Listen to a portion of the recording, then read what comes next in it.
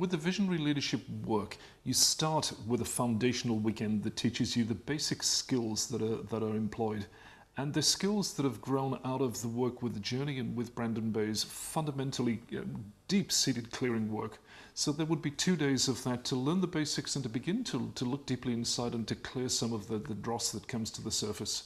Then the visionary leadership programs, the residential retreats that we run, they're run in 3 phases. They're each 5.5 days long and they focus on a different aspect. The first week is a week where we turn inside and we're essentially asking a question here. If there's greatness inside, if there's a capacity that's unexpressed in us, if there is genius and vision here, what would stop that from being expressed? And so we take a whole week to look at the patterns of sabotage, to look at the ways in which we've been conditioned and to clear them out. You know, we look at, do we have a fear of failure here? Because if we do, that's going to sabotage us. It's a great thing to look at. We look at the way in which we negatively label ourselves, the ways in which we may have been labeled by others, and the ways in which we've picked up on that ourselves and perpetuated the myth, perpetuated the game. We clear that stuff out.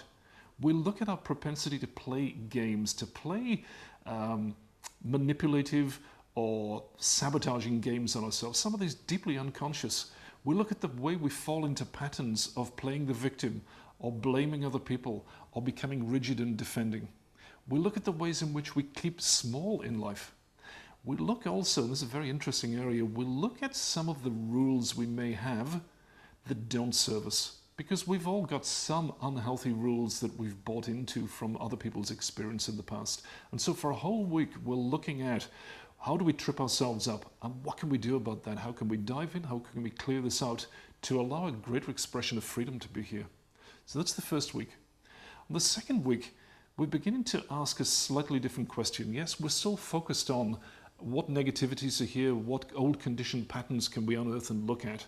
But we're also asking a different question because with leadership work, this is not just about internalized personal growth work. It's about asking the question, how does that play out in life? If we face our own stuff, if we clear out our own baggage, what then? What happens? How do we interface? How do we communicate at a different level with other people? How do we begin to embody what we've discovered in ourselves in a way that can be of positive influence in life? And so we kind of segue between the internal and the external. And we begin to learn new ways of communicating verbally and non-verbally, ways in which we can deeply influence other people in a positive way. How we can speak, how we can be, how we can walk, talk, and walk our talk, how we get it out there.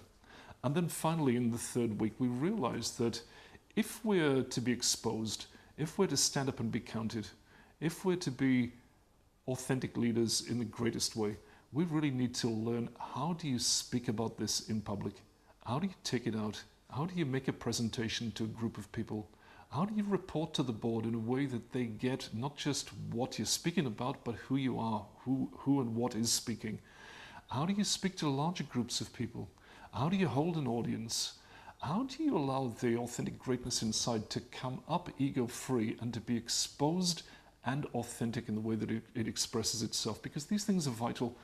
You know, we're social animals. We need to not just uncover the greatness, but to take it out in a way that impacts other people and brings them on side and brings them on side to such an extent that they become the vision, that they join us in that vision and that they add weight, add energy to it. This is the beginning of a shift in consciousness because when we can speak from this authentic place, when we can influence people implicitly and explicitly, then shift is taking place. And it's this shift ultimately that's the focus of the visionary leadership work. I think it's a good shift.